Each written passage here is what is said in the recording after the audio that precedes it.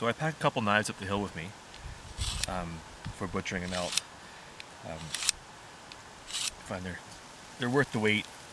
The nice long blade here is great for skinning. It's got more edge to get dull, basically. The knife gets super dull as you cut hair and get up against bone. And then I bring this sort of thinner blade one.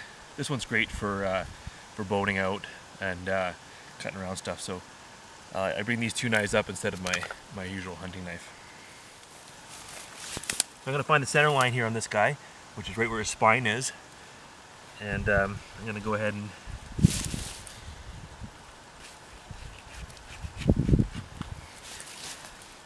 get my knife underneath his hide.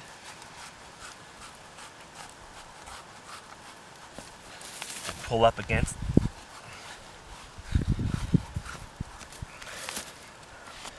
Now this guy has been rolling around in the dirt, so I'm gonna have a little bit of dirt and stuff, fortunately, on the meat, but nothing we can't clean up when we get back. I'm gonna keep working my way right up to the neck. As soon as you cut open the hide, you allow the meat to start cooling. You can always see, like just from the beginning, that first cut, you saw how easy it was. Well, that's because my knife was sharp. All it takes is that little, that much distance there to cut through hide. Now we're up against the neck here too, so the hide's a little thicker. So I'll give my knife a couple of passes. Get right up to the back of the skull there. I'll wind up skinning all that out later. So once you made that cut all the way to the top, you basically want to cut right below his jawline to free up the hide.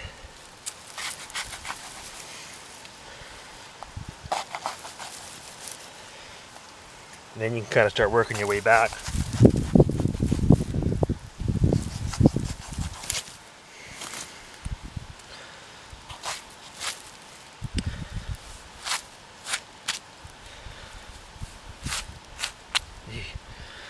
All that hair is so full of dirt. This guy was rolling in the mud sometime before I got him.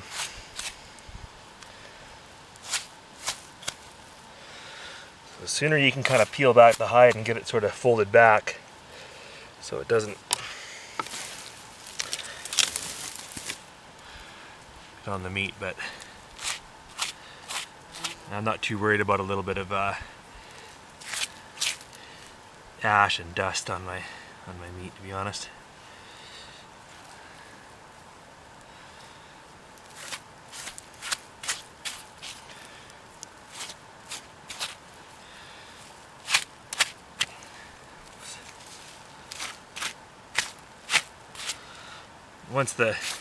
Once you get down far enough, the weight of the hide will kind of pull it down and away from the meat, and we'll get a much cleaner job as we go.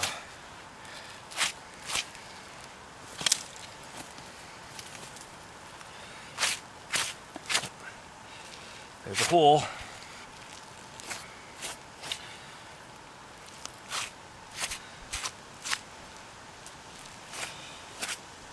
You can see the hole in the hide here, and I'll show you the meat damage here in a bit. It's almost impossible not to sort of skin through the meat a little bit, but you just gotta correct yourself. And you're always trying to cut sort of towards the hide. That's why your knife always gets dull. You can see here that I think that's the entry wound. So it's a lung shot. He went down pretty quick. And I'll just carry on down here and keep skinning. And I'm gonna try and skin right down to his legs here. And I'll get this one side skinned off, and then we'll take the parts off as we go. Now that we've kind of got the skinning started, I'll switch over to my larger butcher knife so I can have a little bit more more blade to work with, basically.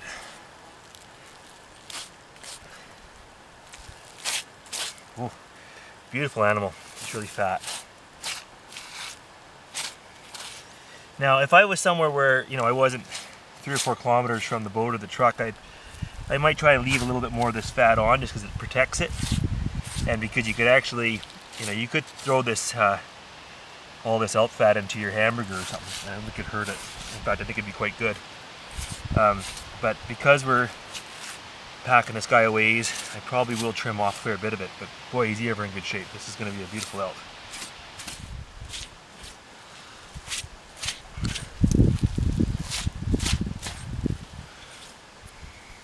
So you can see I'm just sort of working my way down here, skinning the animal down, and the tricky part's going to be getting down to these legs and trying to skin the underside of the legs. So that just takes a little bit of wrestling.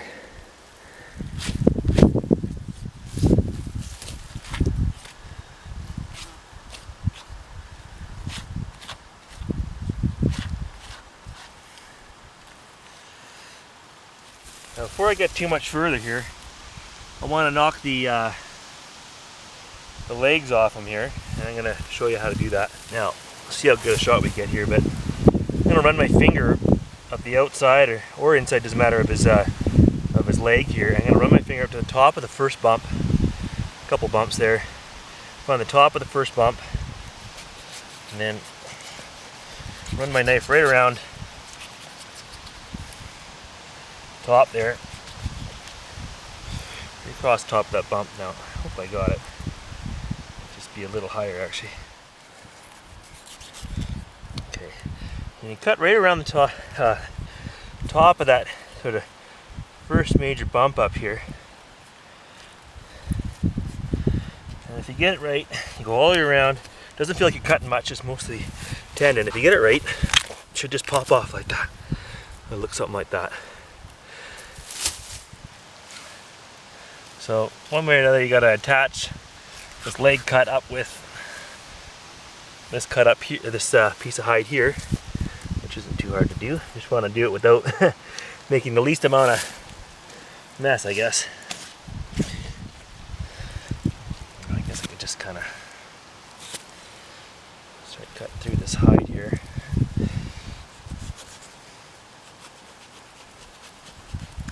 It's really hard on your knife.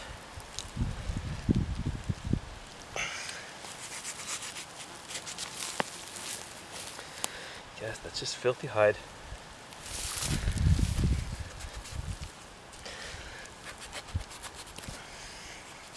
I always just sort of do my best to try and cut out away from the animals, just to reduce the amount of hairs and stuff that wind up on the animal.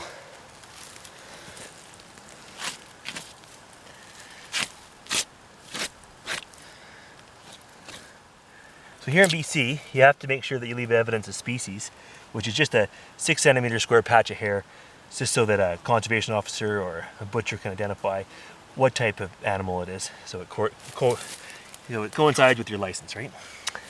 It's a little bit more challenge when we have mule deer and whitetail, because they have sort of separate seasons, and it's important that you leave evidence of species, and of course know which species you're shooting first too.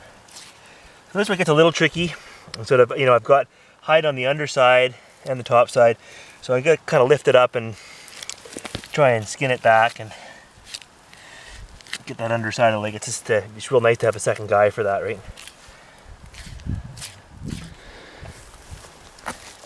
So we've worked our way down here. We've knocked the leg off, which I'll show you guys how to do. And I've just skinned down the leg. Now I've got to get this leg off, and I also have to skin underneath the leg, around his genitals and stuff, which I'll show you how to do here in a sec. So if we're taking this hind quarter off, the first thing I want to do is I want to center line here, so I can kind of find his tail here. That's the center, and I can see the peak of his back here. So this line is pretty close to his center line. I'm going to cut right down till I hit the pelvis bone.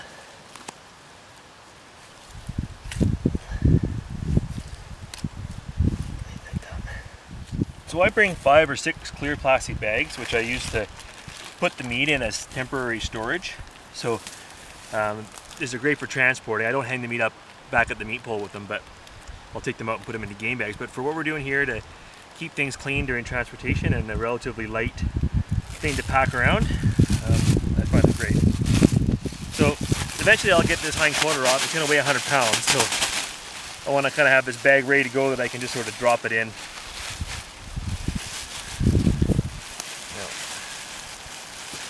Gonna wind up right there, maybe.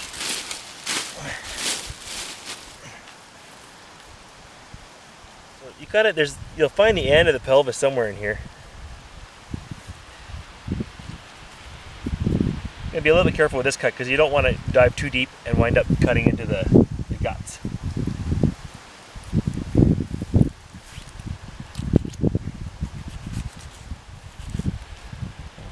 down the inside of the pelvis bone here.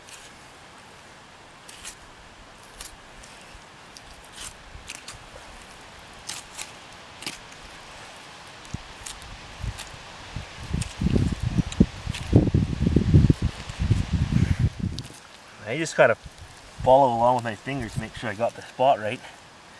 This is a real tricky spot right here. This is sort of the little nub that comes out on the pelvis bone. You got to go around it.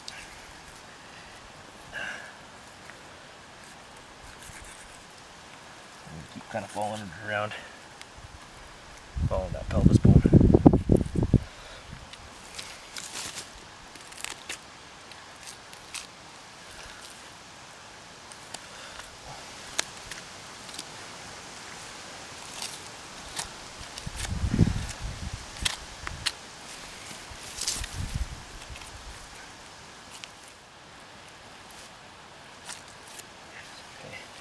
So I found the pelvis bone all the way around here.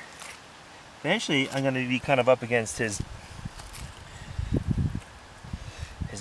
belly, which is where I kind of want to stop.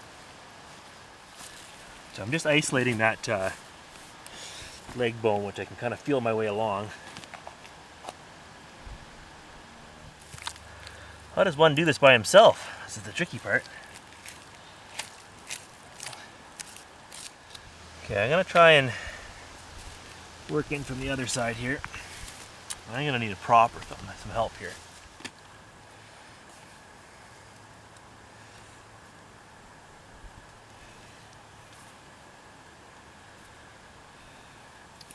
Okay, so I've had to just lift this leg up enough so I can work on it. I'm in a burn, so it's not a lot of big trees. And in a real forest, I can kind of tie the legs off and hoist them up, pull them apart and get a bit of help. I mean, obviously, if your partner with you, you'd be doing okay, but using my ski pole here and a little bit of tow rope here, got it up enough that I can at least dig under here and probably finish the skinning and hopefully get enough flex here that I can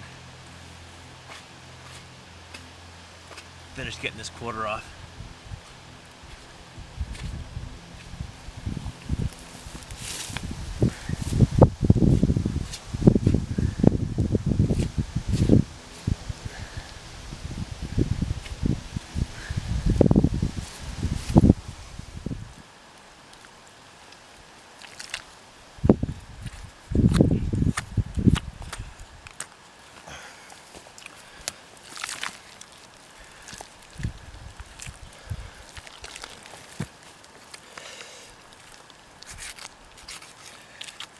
There we go. So if you keep working your way down, you'll eventually get to the hip joint, hip socket. Means you're getting close. That's his tenderloin poking through there, I think. Cut those off. Ooh, there's some blood in there.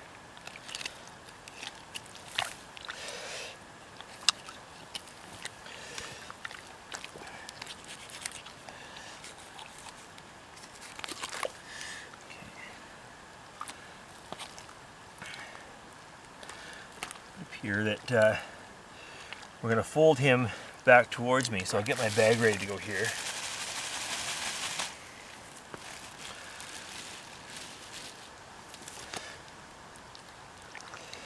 Just going to feel around and keep cutting up against that pelvis.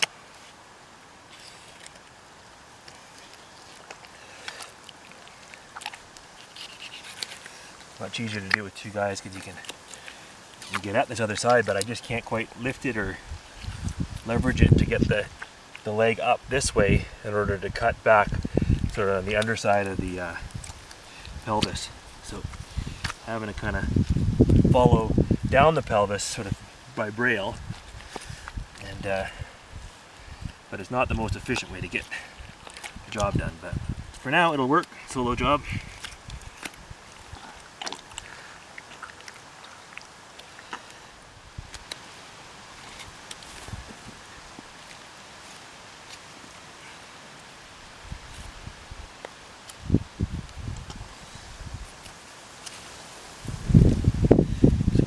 Fall away here so I can get that bag ready to go.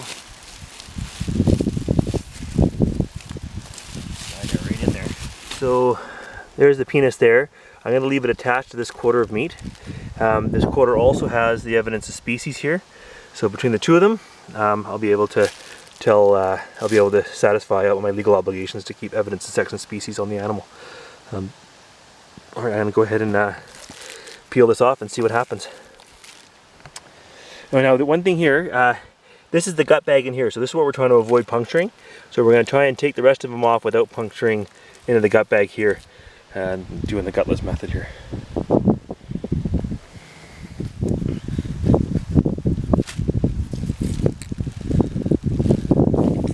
Looks like she's free.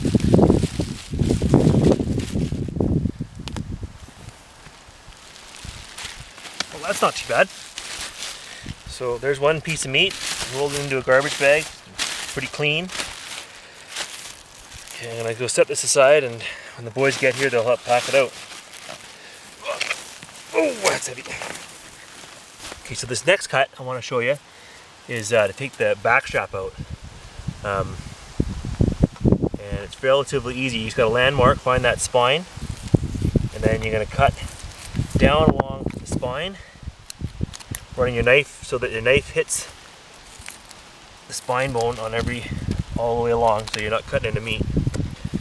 Now you can run this cut all the way up. Heck, you can go all the way up his neck if you want, just to get the whole neck tube, one of the tubes out of the neck. But I'm going to go somewhere up to, I'll just pass his shoulder here maybe.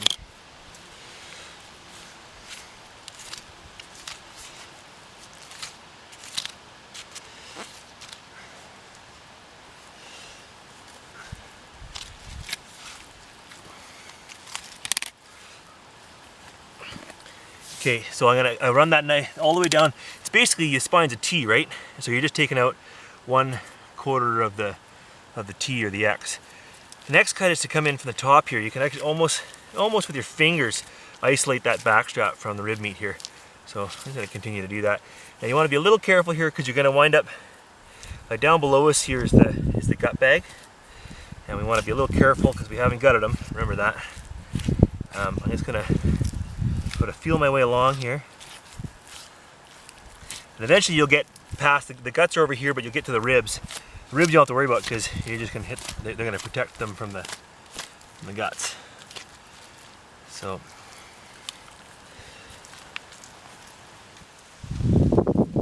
I'm just going to carefully work down here by the pelvis bone. Just take out the tip here of the loin. The pelvis bone kind of goes at a 45-degree angle back here, so you kind of got to, your knife's going to have to kind of follow that bone on the inside.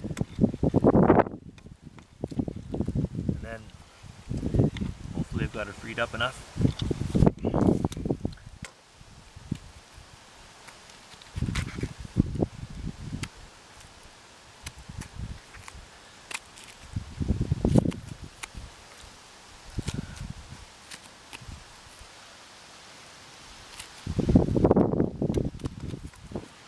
If you've got a fairly flexible knife, you can kind of run the knife down along the spine, and then it should just sort of turn and follow the ribs.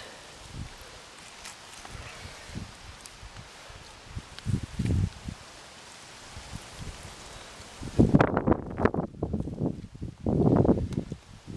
can see this now. You can see that loins are popping out here.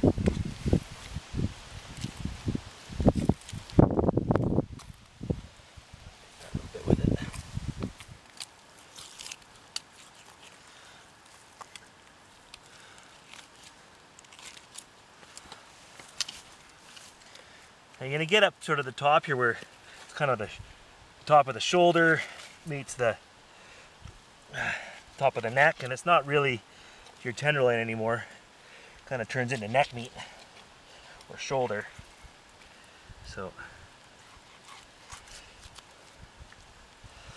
just gonna, the last bit of it here.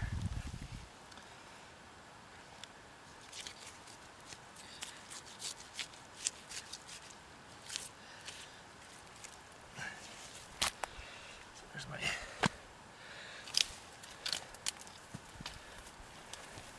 So this is that sort of the neck end of it here.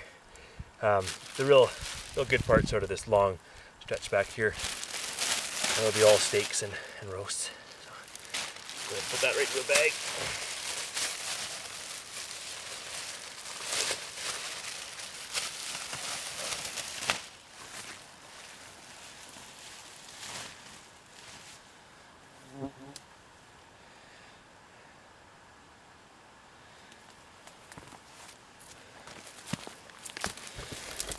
So I just sort of skinned it right out, or boned it right out of there, and right up to the neck. There's a few spots where I missed a little trimming here, so what I'll do, I'll just go back over that and clean it up and eat it tonight. So next trick is I'm going to finish skinning out the neck up here and this leg down here, and then I'll take that leg off and it'll be a pack load or part of a pack load.